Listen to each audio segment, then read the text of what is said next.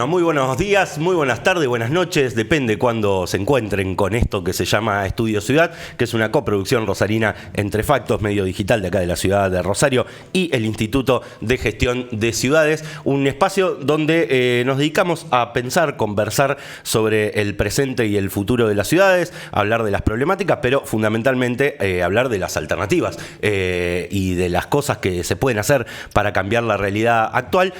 Fuimos tocando ya en esta segunda temporada distintos temas. Hoy vamos a seguir avanzando. La tengo aquí a mi lado a Carolina Pascual, la co-conductora de este ciclo. ¿Cómo andás, Caro? ¿Qué haces, Ale? ¿Cómo andás? Un gusto, seguir hablando de esto del desarrollo de nuestros territorios, poniendo en foco en estos capítulos en la cuestión de desarrollo económico, territorial.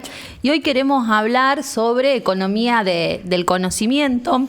Cada vez estamos más sofisticados en este podcast de Estudio Ciudad. Arrancamos hablando de temas urbanos pura y exclusivamente, y ahora hicimos modelo de desarrollo, ahora estamos en economía del conocimiento, nos estamos sofisticando en nuestros temas. Y la idea es esto, es ver qué oportunidades se nos abren a partir de pensar las tecnologías 4.0, tanto para nuestras ciudades y regiones, y también ver el sistema de alianzas y red que son necesarios construir entre las empresas, entre el Estado, entre las instituciones, para generar un escenario que esto nos permita desarrollar esta economía del conocimiento. Así que hoy va a ir por ahí la charla. A eso nos vamos a dedicar. Le aclaro a los televidentes, a la audiencia de este podcast, que como nosotros vamos grabado y demás, y después se suben estos capítulos al YouTube de Factos, estamos a pocas horas del partido de Argentina con Inglaterra. Digo porque paciencia con este sketch y con el nudo acá. Paciencia con este programa. Si ven que en algún momento tanto nosotros como los invitados, la invitada, se pierden en un momento la mirada, es porque probablemente estemos pensando en formaciones y en algunas cuestiones. Pero vamos a intentar. Eso habla muy bien del profesionalismo de la gente que hace este programa. Estamos acá haciendo esto. Hoy a la mañana dijimos, estamos seguros de hacerlo así, y aquí estamos. Así que era solamente para avisar eso y para ya presentar a nuestros invitados. Primero lo presento a él, que está remoto, pero ya lo estábamos viendo. Es Ulises Girolimo, que es doctor en Ciencias Sociales por la Universidad Nacional de Buenos Aires, becario postdoctoral del CONICET, de los que quedan postdoctorales del CONICET, y miembro del programa de investigaciones sobre la sociedad de la información en el Instituto de Investigaciones Gino Germani, recontra conocido. También, ¿cómo andás, Uli? ¿Todo bien? Todo bien. Muchas gracias por la invitación, por la presentación. Y estamos, es verdad, horas del partido. Sí. El tema de la economía del conocimiento, no sé si nos llega a desvelar tanto como el 3-5-2, 4-3-1, no sé qué vamos a plantear hoy.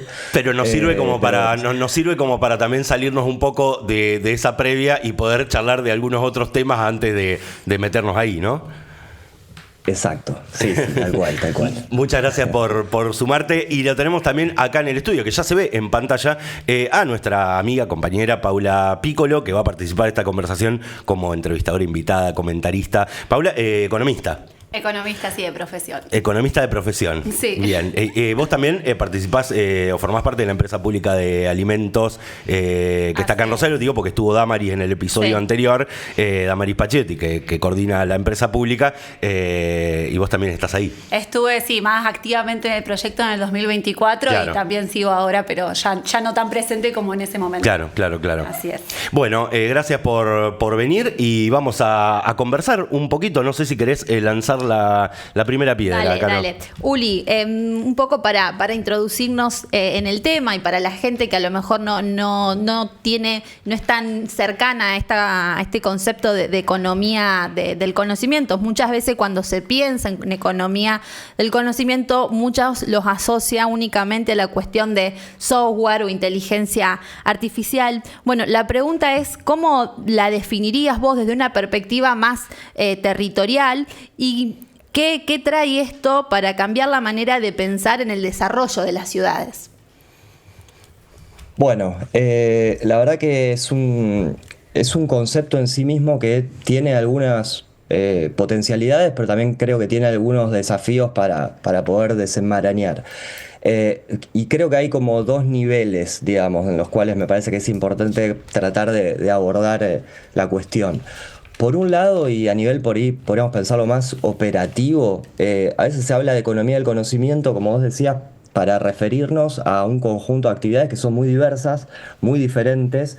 En general se asocian actividades como, por ejemplo, el desarrollo de software y servicios informáticos, electrónica, telecomunicaciones, servicios de ingeniería, biotecnología, producción audiovisual, diferentes tipos de actividades que son realmente muy variadas, que hay unidades productivas muy distintas que forman parte de este tipo de cuestiones, que participan o están insertas en cadenas de valor también muy diferentes y para las cuales se requieren capacidades, conocimientos, recursos realmente muy distintos. En general, digamos, la denominación de economía del conocimiento en términos de política pública, digamos, cuando permite incluir y articular a diferentes sectores, digamos, pero digamos, hay como una diversidad muy fuerte de actividades, porque además algunas de estas unidades productivas producen bienes materiales, otras producen servicios, entonces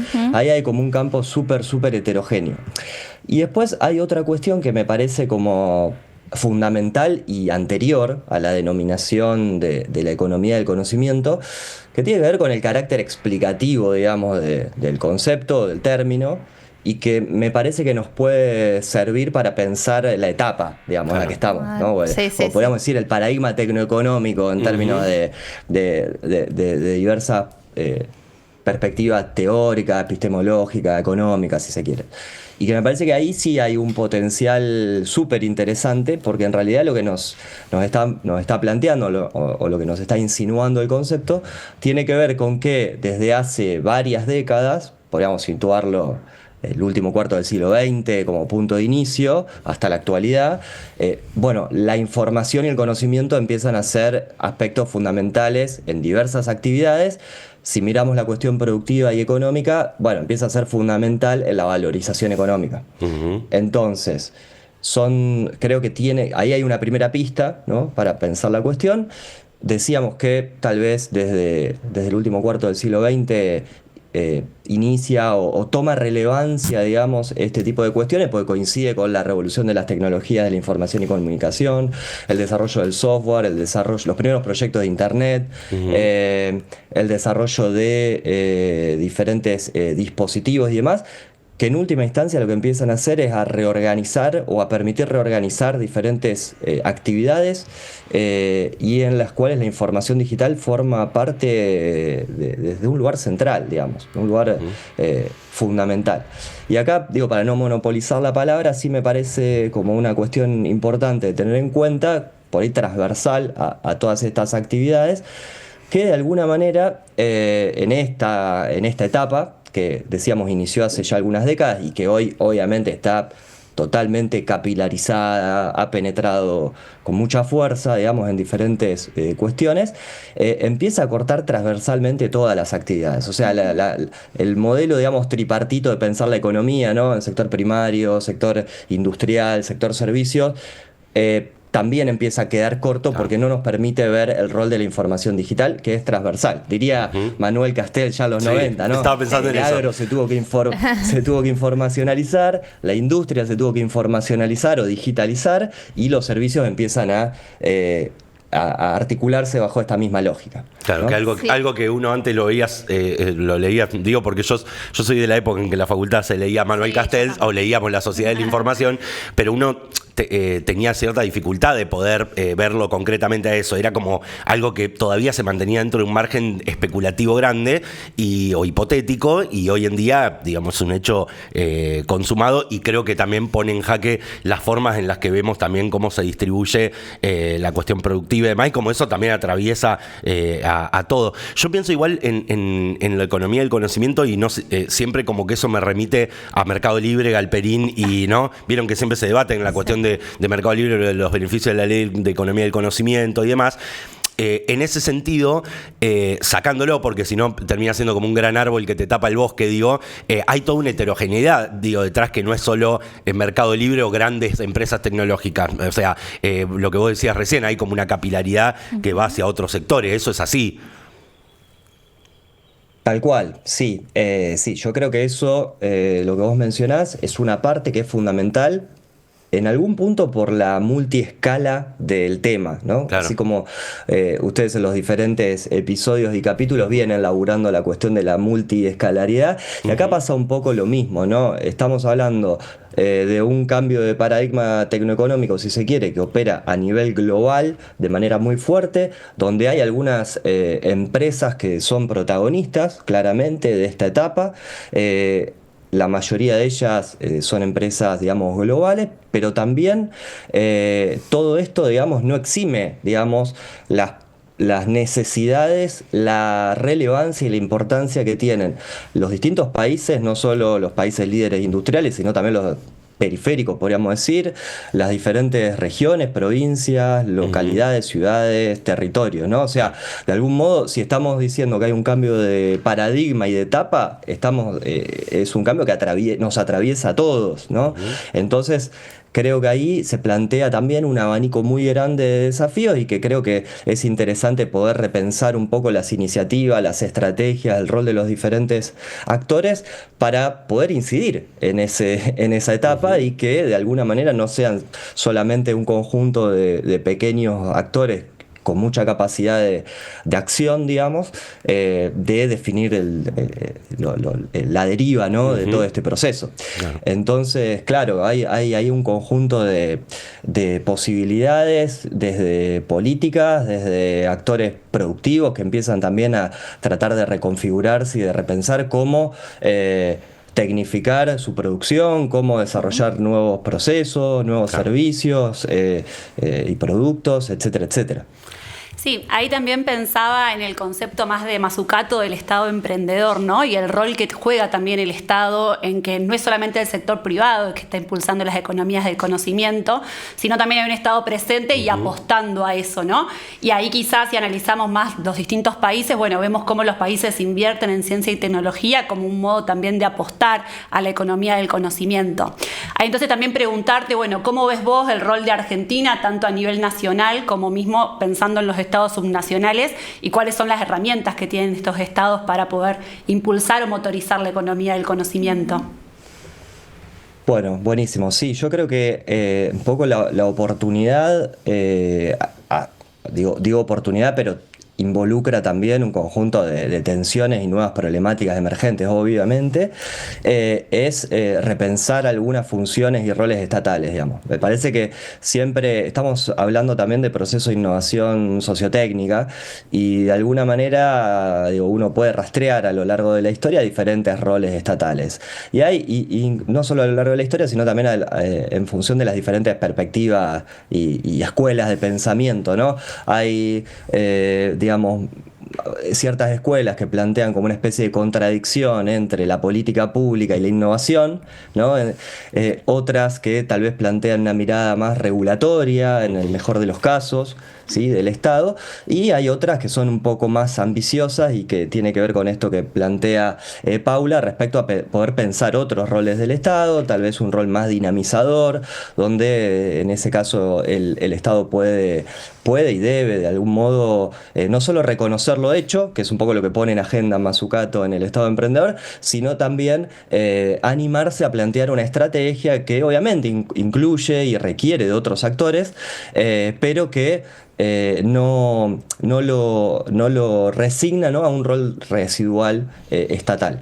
En ese sentido, si uno, por ejemplo, en un caso, si nos metemos en algo puntual como hoy Caro hablaba de las tecnologías 4.0 o la industria 4.0, que tiene que ver con un conjunto de nuevos vectores tecnológicos, podríamos decir, del siglo XXI, algunos que tienen que ver con la maduración de otros previos y otros que tienen que ver con cuestiones más nuevas. Estamos hablando de inteligencia artificial, de blockchain, de big data, de Internet de las cosas, o sea, la posibilidad que tenemos hoy de conectar objetos físicos a Internet o de computación en la nube. Bueno, no quiero entrar en una mirada súper súper técnica y necesaria, pero digo, sobre este tipo de cuestiones hay países que ya vienen trabajando muy fuertemente con distintos objetivos, ¿no? Digo, el término de Industria 4.0 surge en Alemania, ¿no?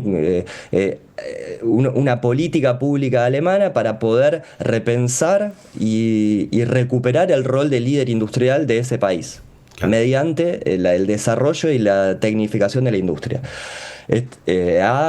Aproximadamente en 2011, creo, o si mal no recuerdo, y perdón por la imprecisión, Estados Unidos desarrolló políticas muy parecidas. China, ni que hablar, desarrolló políticas muy parecidas con el Made in China 2025, la nueva ruta de la seda digital, etcétera, etcétera. Ni que hablar todas las disputas en torno a la IA generativa de este momento, pero digo, para no meternos en eso, bueno, vienen desarrollando iniciativas muy fuertes en ese sentido. En América Latina, digamos, bueno, por ahí venimos un poco más atrás en algún punto. Generalmente los países con mayor capacidad industrial como Argentina, México, Brasil han desarrollado ciertos esfuerzos. Partimos obviamente de ciertas limitaciones estructurales como puede ser brecha tecnológica, las dificultades que tenemos para sostener financiamiento de actividades de ciencia y tecnología, la discontinuidad en las políticas, en algunos casos los problemas institucionales serios, digamos, pienso en Brasil, por ejemplo, ¿no? Entonces, digo, bueno, ahí hay todo un conjunto de dificultades. Argentina tuvo en su momento un régimen de promoción de la economía del conocimiento a fines del gobierno de Macri, que simplemente se anunció, salió esa normativa, después fue revisada, ahora, bueno, está en una especie de limbo que habría que evaluar, digamos, los impactos y los alcances de esa política.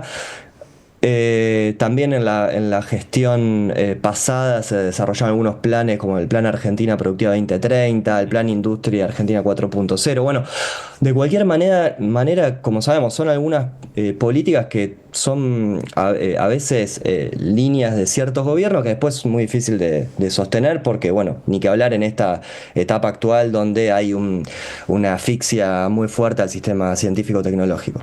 Claro. Entonces, ahí un poco esos son algunos de los recorridos y de los desafíos. Pero más allá de la cuestión nacional, que además, y perdón, sumo otra cuestión que tiene que ver con los problemas macroeconómicos que muchas veces dificultan sostener ciertas iniciativas, ahí hay una cuestión que sí veo, o uno puede ver cierta diferencia de enfoque, ¿no? Estos países líderes industriales, tal vez el foco está puesto en desarrollar este tipo de tecnologías para luego exportarlas, para luego adoptarlas por parte de otros sectores.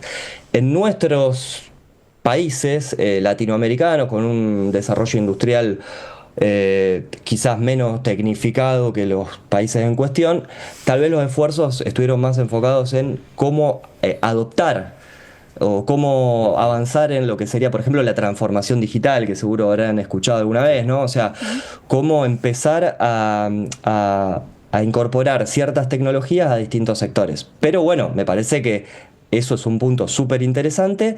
Lo que no resignaría sería el horizonte de poder pensar en cómo transformarse o transformarnos de algún modo en desarrolladores de alguna de estas tecnologías que son fundamentales para, bueno, generar este tipo de procesos en los que estamos hablando, ¿no?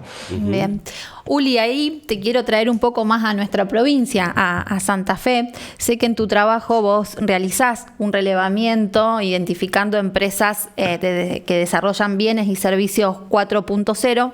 Bueno, contanos un poco cómo es ese mapa que relevás y si sigue Santa Fe pensando en un sistema más policéntrico, si efectivamente existe un sistema policéntrico distribuido territorialmente a lo largo de la provincia, o si está concentrado en las grandes ciudades. Bueno, sí, el trabajo en el que Caro menciona forma parte de proyectos de investigación científica con una finalidad académica, con las posibilidades que eso tiene y también con algunas limitaciones en cuanto al relevamiento de cierta información. Eso me parece importante como aclararlo de entrada. el trabajo es, en algún punto lo que estuvimos haciendo es tratar de identificar o de analizar qué estaba sucediendo en la provincia de Santa Fe en términos de desarrollo y en términos de adopción de este tipo de tecnologías 4.0.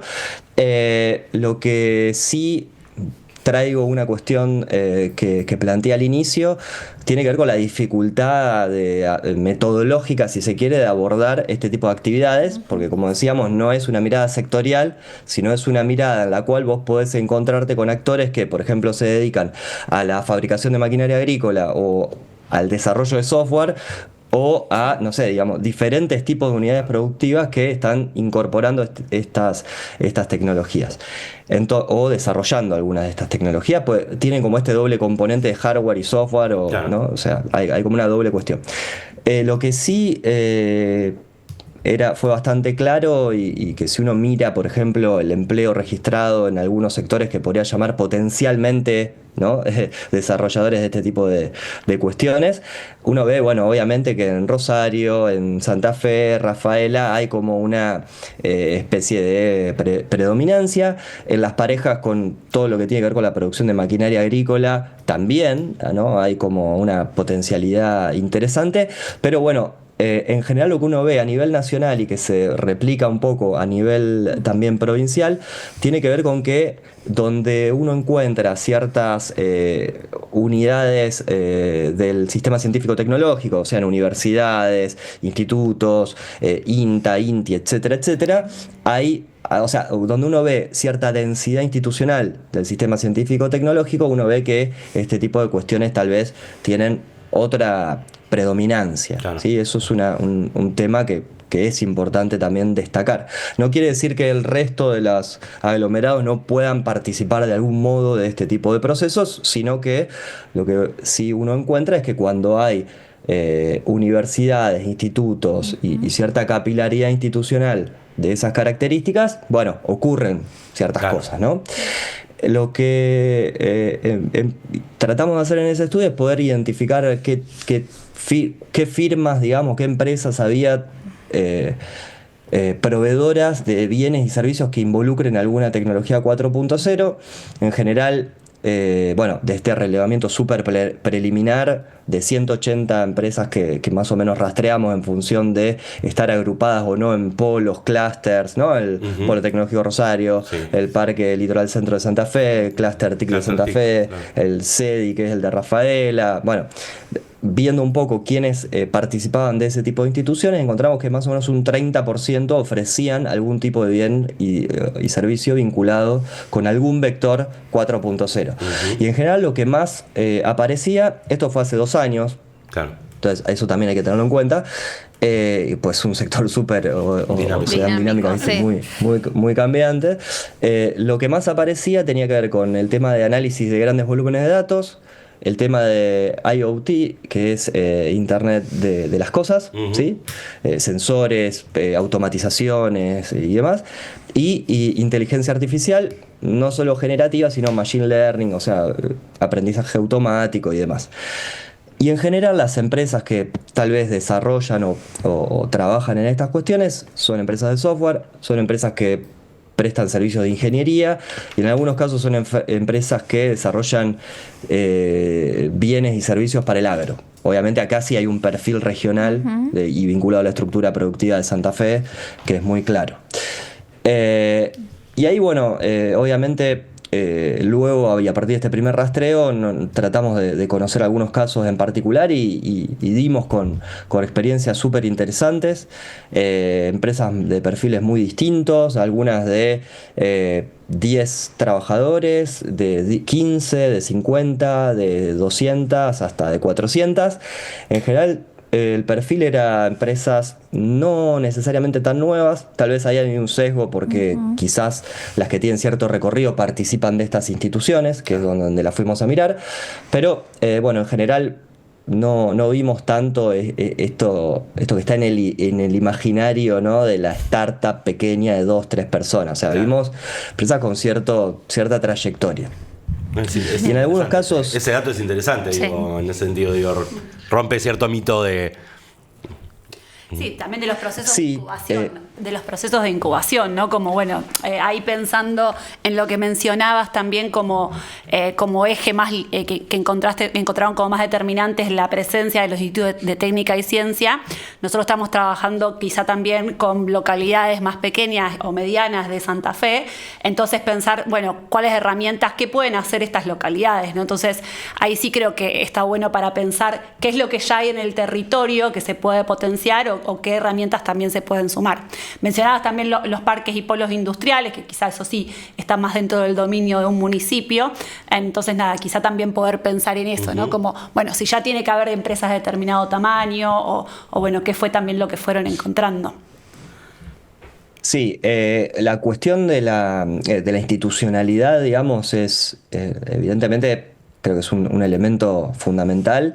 Estas instituciones que vos mencionás que no tienen una denominación tan clara, no sé, uno los puede llamar apoyo a la producción, digo, también son realidades muy heterogéneas, desde los parques tecnológicos donde hay empresas radicadas ahí, hasta otras que funcionan como un clúster donde se agrupan ciertas instituciones, empresas, en general todos estos casos, en estos casos participan los municipios, en algunos casos las provincias, también el sector privado, en algunos casos cooperativas, digo, hay también ahí todo un universo para explorar y para seguir trabajando, pero me parece que la cuestión fundamental también tiene que ver con el enfoque sobre estos procesos de innovación sociotécnica.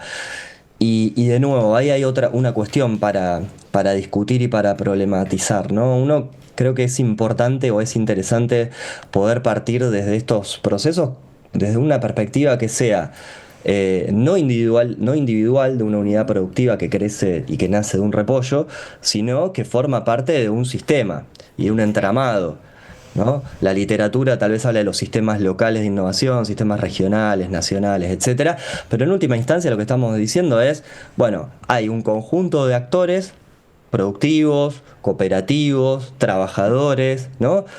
Gubernamentales, etcétera, etcétera, que tienen determinadas capacidades, conocimientos acumulados, recursos, y que de algún modo hay que fortalecerlo, ¿no? Y en la medida en que podamos trabajar sobre ciertas capacidades innovativas y tecnológicas, creo que vamos a poder avanzar en un sendero más interesante y más inclusivo, ¿no?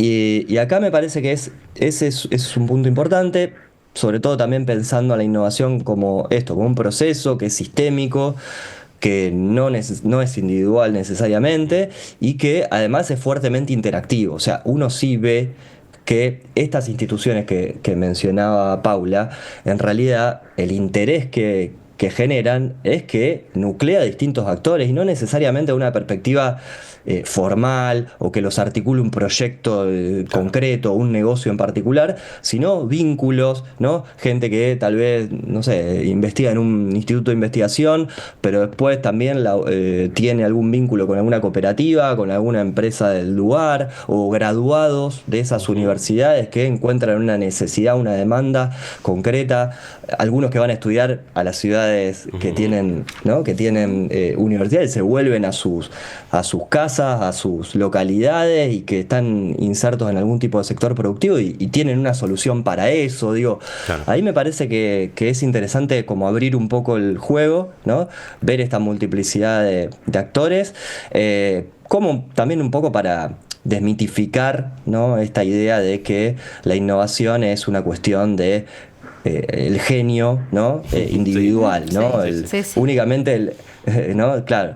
Y también me parece que introducir algunas variables interesantes, por eso me queda con el dato este de la cantidad de trabajadores y eso, que obviamente puede crecer más y eso, pero ¿qué impacto tienen en relación o cómo pueden este tipo de avances contribuir al arraigo, por ejemplo, en las localidades? Vos recién decías esto de una persona que puede volver a su localidad, algo que en Santa Fe es muy importante porque nos estamos quedando en gran medida sin pueblos o comunas más chicas que se van quedando viejas, y cuánto de eso puede contribuir tanto al arraigo como al equilibrio territorial, como también al empleo, ¿no? O sea, hay potencialidad en ese sentido, ¿eso se está viendo o existe?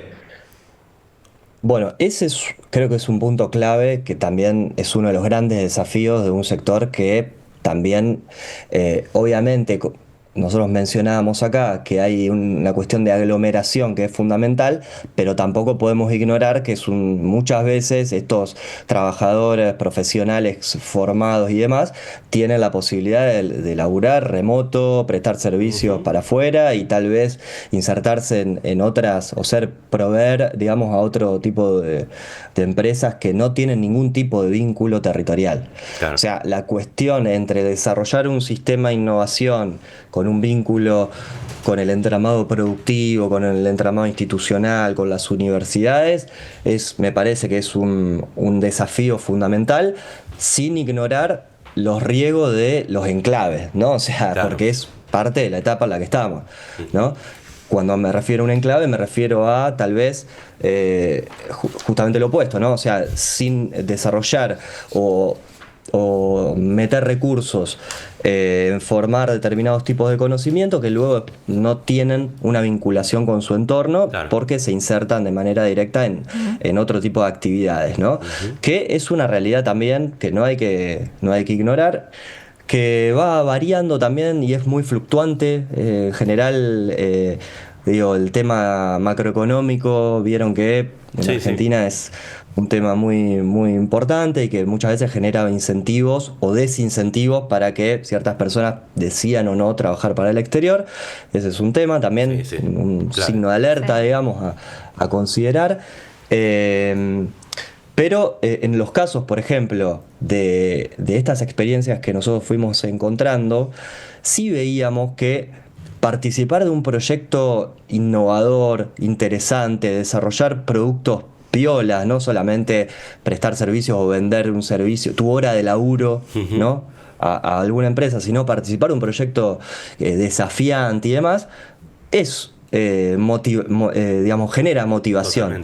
Y muchas de las empresas nos planteaban que por ahí no tenían tasas de rotación tan altas como puede tener una empresa que solamente presta servicios de outsourcing de software, sino que desarrollaban servicios que eran interesantes y que generaban cierta motivación para permanecer ahí, ¿no? Estoy hablando de empresas que, por ejemplo, desarrollaban plataformas para visualizar en tiempo real el desempeño de máquinas agrícolas y entonces tenían que agregarle un módulo a una máquina y con eso entrenaban un algoritmo para ver, ¿no?, determinadas cuestiones de la tierra y en base, ¿no? O sea, claro, o no sé, desarrollar tecnologías inmersivas, o sea, cosas que realmente quizás generan un atractivo, obviamente que hay una cuestión salarial importante, pero generan un incentivo y un atractivo adicional.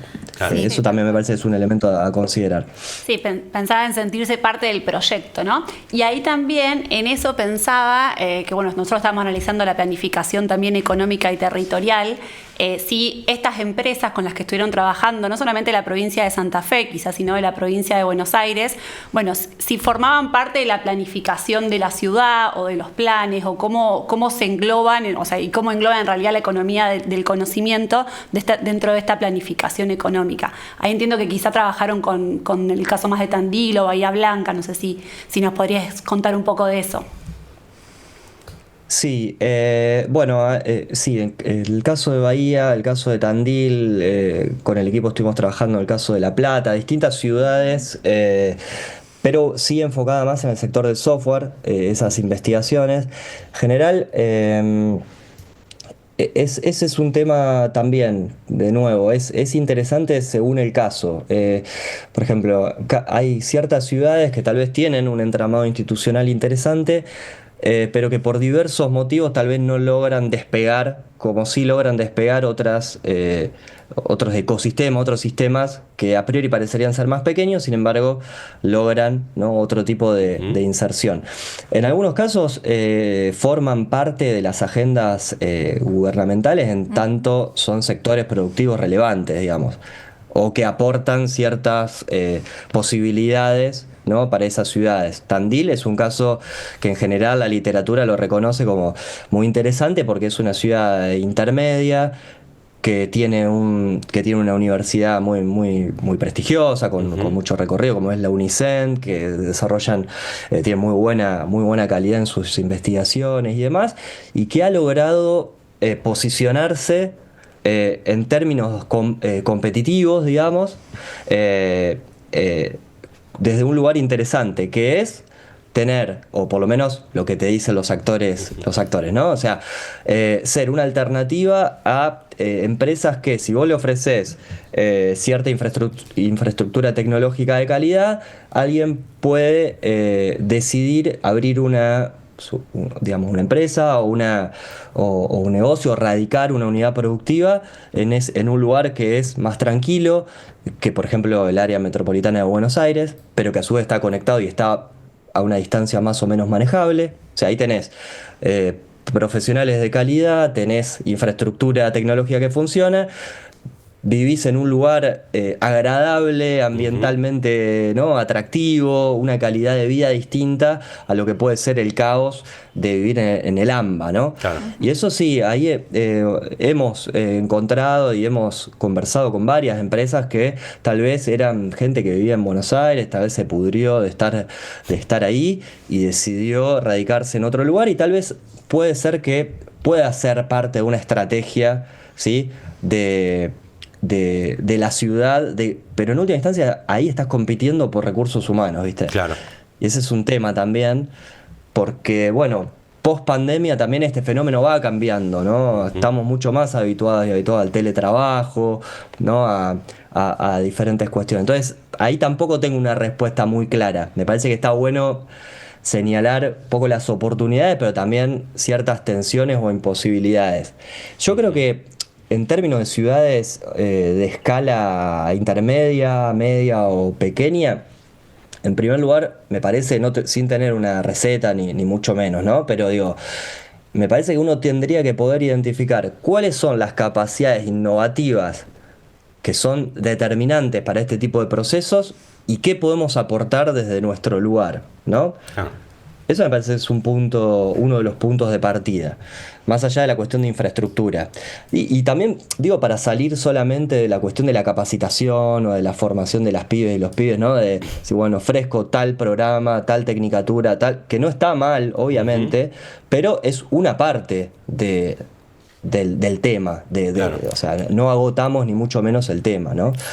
Sí, y ahí justo estuvo el caso de General Pico, que contaba, estuvo el lunes contando su experiencia y contaban esto mismo, ¿no? Cómo las capacitaciones en oficio no era suficiente, sino que ellos trabajaban con las empresas en saber bien, bueno, cuál era la demanda concreta para poder trabajar en generar esos perfiles para que entren directamente, ¿no? Tecnolagos, ¿no? También acá Tecnolagos, sí, que estuvimos acá charlando con Nati Giovacchini, Sí. que también desde ahí la comuna de General Lago, contándonos un poco cómo había sido esa experiencia con la UNR, y que ellos también decían un poco lo mismo. Dice, bueno, uno empieza quizás con una visión más pequeña de, bueno, formemos determinados recursos, o hagamos que también tener algo para que los pibes y las pibas, no solo de esa comuna, sino de toda la Ruta 21, en este caso, acá en el sur de Santa Fe, pudieran acceder a eso, pero también después ir escalándolo y poder ir viendo cómo construir perfiles profesionales para las empresas de la región. ¿Cómo empezás como a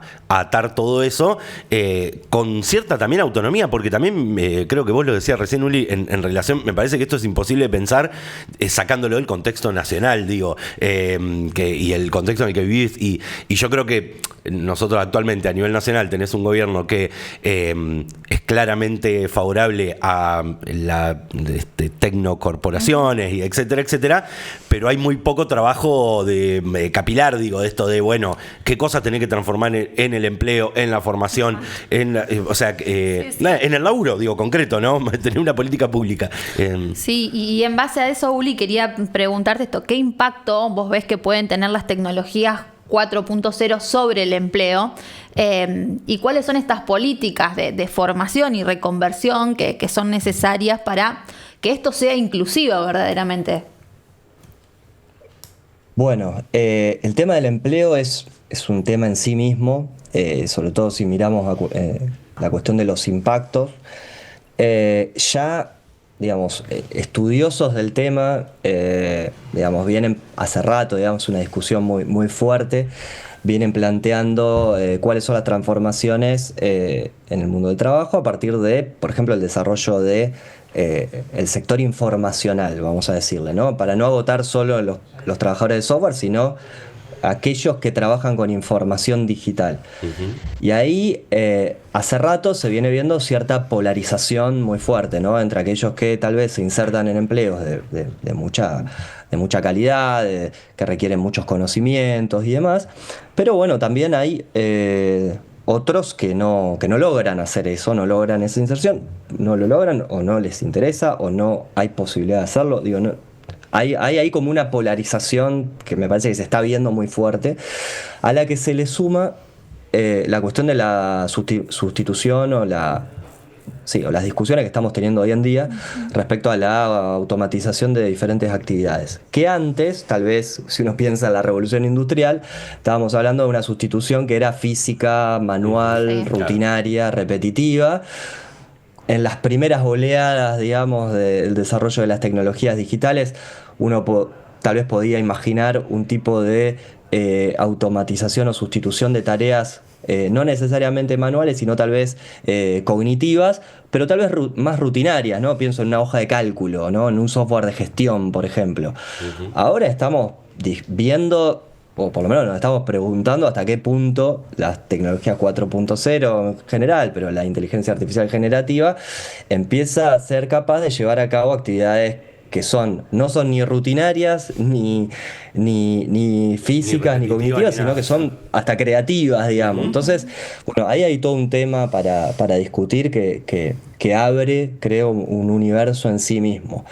Lo que sí me parece que es importante tener en cuenta es un poco lo que decía Alejandro antes, cómo articular una estrategia, ¿no? Porque decíamos, es interesante la formación, es obvio que hay que, o no sé si es obvio, pero digo, es importante hacerse cargo de la etapa informacional en la que estamos, institucionalmente. No es fácil, digamos, que las instituciones tradicionales de formación, yo soy profe universitario, digamos, además, digo, no es fácil asimilar todos estos cambios sociotécnicos que se están dando, pero es necesario hacerlo. Hay todo un proceso, diría Fernando Peirone, de ahí de la Facultad Libre, de desarrollo de habilidades tecnosociales en las juventudes, que son habilidades que no se dan en el ámbito necesariamente formal, institucionalizado, sino que se dan en la propia práctica de la sociedad en general, de las pibes y los pibes en particular, que utilizan estas tecnologías para socializar, digamos, en nuestra vida, en nuestra práctica, en nuestra vida. Entonces, eso es un tema, pero también está la cuestión de no caer, digamos, en salir, digamos, desesperadamente a formar perfiles que respondan a una necesidad inmediata. Habría que ver de qué actores. Lo que pasó con los programadores, ¿no? La otra vez cuando hablábamos con Matías Culfa, que hicimos una entrevista, y él nos contaba esto, nos decían, nosotros en 2020 dijimos, bueno, hay que formar programadores y no sé qué, y nada, hoy te cagas de risa eso, decir, ¿qué programador si ya tenés la IA que te programa? Y como que, y no es la primera vez que lo dice alguien a eso acá, de esto de, bueno, nos lanzamos a conformar estos perfiles, y a los 3 años nos dimos cuenta que iba para cualquier otro lado. Digo, lo difícil que es en algo que es tan dinámico y tan cambiante, con instituciones como el Estado y las universidades o lo que sea, que nada, que tienen otros tiempos, ¿no? También es complicado administrar ese vértigo. Tal cual. Por eso me parece que es la cuestión que vos mencionabas de la estrategia es fundamental para no salir ante la primera contingencia desesperadamente a llevar a cabo todo un proceso que lleva tiempo, recursos, ¿no? Cabeza, gente, etcétera, y que después realmente, primero, no sabes hasta qué punto va a tener impacto, y segundo, tampoco sabes para quién va a ser, digamos, quién va a acumular esos beneficios, ¿no? Entonces, me parece ahí que hay una primera cuestión que bueno, todo esto que comentaban de General Lagos y demás son experiencias recontra interesantes para que miraría con atención, digamos, ¿no? Por otro lado, también me parece que hay una cuestión que por ahí no mencionamos mucho, pero que sí me parece interesante ver de qué manera se puede fortalecer lo que hoy hablamos de lo informacional. Bueno, el entramado informacional no necesariamente mercantil, ¿no? O sea, porque también tiene un conjunto de otros tipos de necesidades, ¿no? Estoy pensando en la sociedad civil, ¿no? Cooperativas, trabajadores, etcétera. Digo, que están realmente expuestos también a esta etapa, ¿no?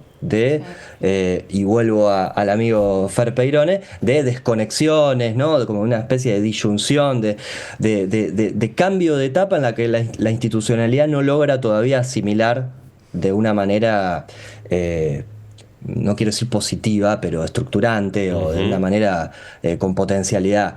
Lleva tiempo, obviamente, pero bueno, me parece que es uno de los desafíos en los que hay que laburar. Y por otro lado, y para no alejarnos tampoco tanto del tema inicial, digamos, me parece que sí es importante y estratégico reconocer que estos sectores de los que comenzamos charlando y demás, tienen cierta potencialidad de potenciar otros sectores, ¿no? No solo mediante el desarrollo de ciertos bienes y servicios complejos, sino también en la medida en que nuestro entramado productivo logre también adoptar cierta o tecnificar su producción, de alguna manera, bueno, evidentemente van a tener mayores ventajas competitivas. Probablemente el empleo esté más resguardado, ¿no? Claro.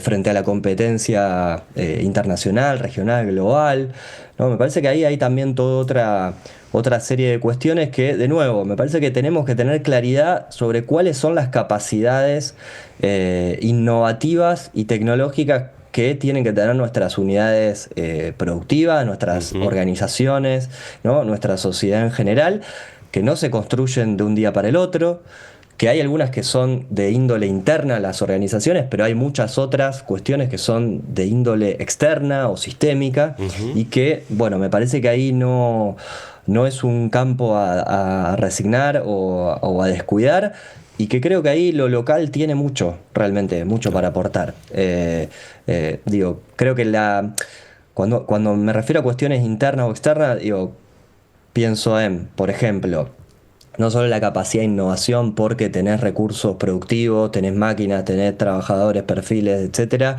o porque tenés capacidad para absorber conocimiento que hay en el sistema o en el sector en el que vos te mueves, sino también que tienen que ver con las proximidades que hay entre los diferentes actores que forman parte de ese ecosistema. Cuando digo proximidades no me refiero solo a proximidades territoriales, o sea, sí, pero también me refiero a proximidades que pueden ser institucionales, que pueden ser sociales y de vínculo, ¿no? Que pueden ser cognitivas, que pueden ser de confianza, y eso en algún punto, ustedes lo saben muy bien, te lo da el territorio, ¿no? El día a día, el construir con otro, en tener una estrategia más o menos común, ¿no? Bueno, creo que ahí hay otro punto. Uli, a eso, ¿qué iniciativas vos crees que convienen ser pensadas o desarrolladas desde lo local, y cuál requieren como una escala más amplia de articulación desde lo regional o metropolitano para pensar este tipo de políticas o iniciativas vinculadas a la economía del conocimiento? Bueno, temazo. Mira, yo creo que hay cuestiones que exceden claramente lo local, que tiene que ver, por ejemplo, con contar con infraestructura tecnológica, y que eso, bueno, necesitas, ¿no? De un Estado nacional y provincial que inviertan, que pongan recursos, etcétera. Pero sí creo que a nivel, tal vez, podemos decir subnacional, en general, y después podemos puntualizar o focalizar en lo local. Y me quedé pensando en algo que dijo Paula antes, trayendo a Mazzucato con el Estado emprendedor, pero lo podríamos traer con el otro libro que es Misión Economía, ¿no? Y esta idea de poder animarse también a pensar de manera ambiciosa, ¿no? En misiones. Sí. Por ejemplo, la semana pasada. Ya, por ejemplo, no sé, pienso, bueno, si tenemos como misión transformar la estructura productiva de nuestra región en un sentido de la transformación digital, o de promover sectores o actividades estratégicas dentro del paradigma 4.0. Bueno, esos son como objetivos que creo yo que son ambiciosos y que te pueden ordenar en torno a una estrategia, porque para llevar a cabo eso vas a necesitar un montón de cosas. Vas a necesitar desde probablemente regímenes de promoción sectoriales, vas a necesitar ver cómo fortalecer la competitividad de las pymes, vas a necesitar ver cómo vas a formar, hoy hablábamos, o qué perfiles necesitas para insertarse en esa cuestión. Vas a necesitar fortalecer todo el entramado institucional, los centros de desarrollo tecnológico, los polos, los clústeres, los parques, no sé. Digo, ahí vas a necesitar financiamiento de ciertos proyectos, en algunos casos. Y algo que no hablamos, y que me parece que es también un tema interesante, nosotros estamos hablando de innovación, pero no tanto de invención, ¿no? Una cosa es innovar, otra cosa es inventar algo. Bueno, la invención implica trabajar tal vez en otro nivel, pero hay casos interesantes. La provincia de Santa Fe ha hecho cosas muy piolas en ese sentido de tal vez financiar las primeras etapas, ¿no?, de ciertos desarrollos. El Parque del Litoral Centro tiene experiencias muy interesantes, digamos, que han surgido de ahí, empresas de base tecnológica muy potentes, digamos. Entonces, ahí hay también toda otra cuestión que involucra a un conjunto distinto, tal vez, de actores, ¿no? Es decir, desde la misión uno puede ir viendo qué actores pueden participar de cada etapa y qué recursos, qué iniciativas necesitas.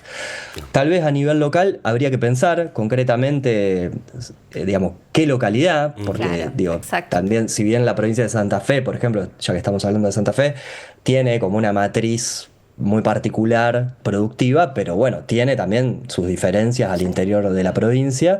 Entonces me parece que ahí también cada localidad o un conjunto de localidades, pensándolo en regiones, puede identificar sectores en los cuales tiene recorrido, tiene capacidades acumuladas. Esto que yo mencionaba de las parejas, súper interesante, ¿no? O sea, una capacidad productiva de maquinaria agrícola, y hemos encontrado casos interesantes donde vienen planteando desde el centro industrial cómo poder incorporar tecnologías 4.0 a la maquinaria agrícola, cómo poder agregarle un módulo específico a la máquina que se fabrica para llevar a cabo distintos procesos, ya sea de fumigación de una perspectiva más sustentable, que sea precisa, que no genere tanto daño ambiental. Bueno, hay cosas ahí para laburar, y creo que en esa escala hay que seguir pensándolo. Bueno, Paula, por ser la invitada de honor, tenés... te dejamos la última. Te dejamos la última. Nosotros siempre acá hay una interna que tengo con Caro, que quien tiene la última pregunta, la última palabra acá, pero en este caso te lo vamos a dejar a vos. ¿Consideraciones o también una última pregunta para Uli? Lo que vos quieras. Bueno, no, la verdad que me quedaba pensando en esto del sistema innovador, y ahí también a raíz de la pregunta de Caro, que de pensar las cuestiones en forma más metropolitana, y como vos decías, ¿no? Quizá hay localidades que, o por sus capacidades o por su tamaño, tienen que trabajar en forma articulada para poder pensar en cómo atravesar la economía 4.0. Así que nada, me quedo más pensando en eso, en cuáles son las capacidades innovativas que tienen que tener estas localidades, y también pensándolo en el marco de la planificación, o en las misiones, ¿no? Cómo poder incorporarlas y cómo poder empezar a pensar en cómo bajarlas concretamente a territorio. Nada, sabiendo que este contexto y este paradigma tecnológico productivo va a seguir estando y va a seguir avanzando, ¿no? Entonces, me parece que es clave poder pensar en cómo incorporar estas misiones más allá, del tamaño de las localidades, y pensarlo también en forma más articulada entre las distintas localidades, ¿no? Así que me quedo con eso. Caro, ¿algo más? No, yo siempre hago la última pregunta, que me parece que sirve. Hacé la última pregunta, de síntesis. Dale. Y la idea es, de invitarlos a que en una palabra, en una imagen, puedan sintetizar un poco la discusión y la conversación que tuvimos hoy. Así que los invito tanto a Paula como a Uli a nombrar eso, una palabra, una imagen con la que quieren cerrar esta charla. Es la pregunta más difícil de la charla, ¿viste?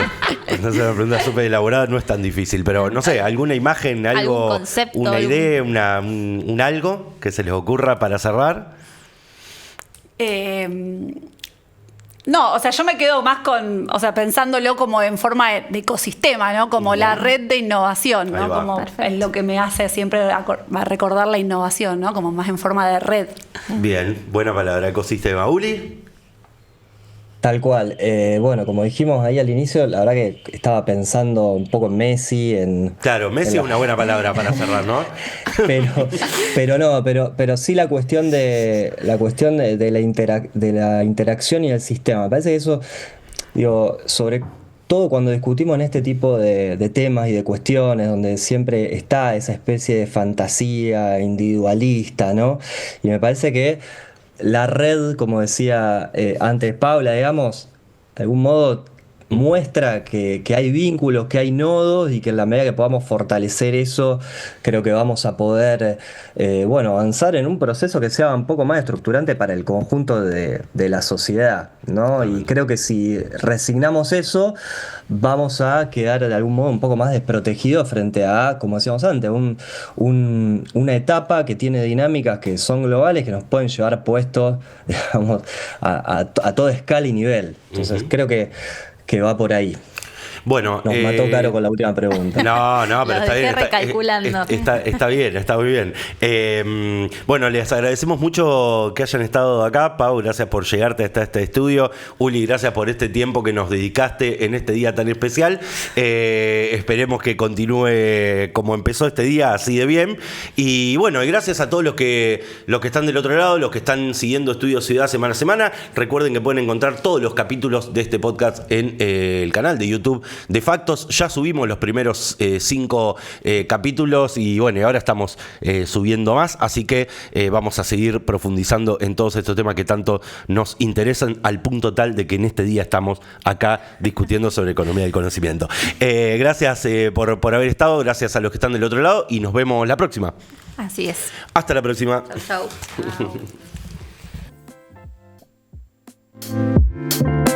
Chau.